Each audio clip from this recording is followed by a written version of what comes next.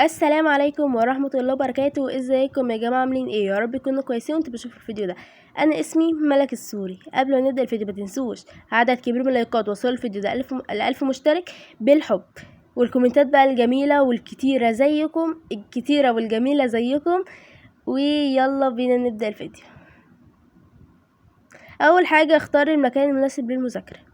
المكان يا جماعة لازم يكون مكان هادي وخاليا من المشتتات ويكون يعني عشان تعرف تذاكر لازم تحط، مش لازم، هو اختياري، لازم تحط فازة ورد، حاجة حلوة، حاجة يعني ايه تخليك تعمل يعني. تاني حاجة ضع روتين يومي. الروتين اليومي ده اهم حاجة في اليوم كله، هو اللي بيحدد لك الوقت ولازم تمشي عليه كل يوم. هو بصراحة هو حلو، انا جربته وهو حلو بصراحة. تالت حاجة كن منظم.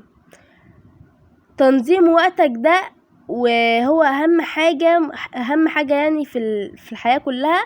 ولازم برضو تنظم موادك الدراسية بشكل فعال، يعني تنظم حياتك ووقتك للمذاكرة وتنظم موادك للمذاكرة. رابع حاجة استفيد من فيديوهات شرح. لازم تتفرجوا على فيديوهات علشان تفهموا كويس جدا، ويعني وسهل في المراجعة والحل والمراجعات. ولو انت مش فهمت حاجة من او سؤال يعني من الدرس، ممكن ترجع تتفرج على القطعة اللي انت مش فاهمها، سهلة. خامس حاجة خد فترات للراحة. من المهم ان تاخد فترات للراحة يعني عشان تجدد طاقتك واللي انت تبعد عن الارهاق، علشان الارهاق ده اللي هو اللي بيخلينا نبعد عن المذاكرة. هو بصراحة يا جماعة هو حلو بصراحة يعني، ويعني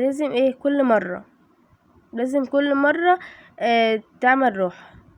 سادس حاجة اهتم بصحتك العقلية. يعني ايه؟ المذاكرة ممكن تكون مرهقة، هي مش ممكن، هي فعلا مرهقة، فلازم علشان تعرف ترجع صحتك العقلية تاني لازم تاخد بريك. سابع حاجة تحديد اهدافك. حدد اهدافك وخليك واضح للمذاكرة وخطط لتحقيقها. يعني خليك كده، يعني لما تحدد هدف خليك وراه لحد ما تحققه. فاهمين حاجة؟ تامن حاجة تفاعل مع المحتوى. يعني ايه؟ حاول التفاعل مع المواد الدراسية بدلا من مجهود قراءتها.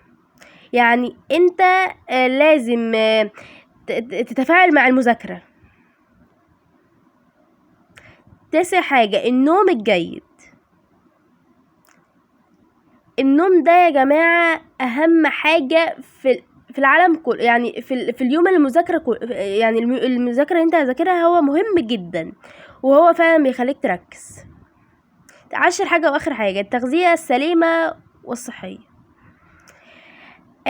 لازم تاكل طعاما صحيا عشان تساعد على الحصول على طاقة وتركيز. وعايزة اقول لكم بقى مع السلامة ولاف.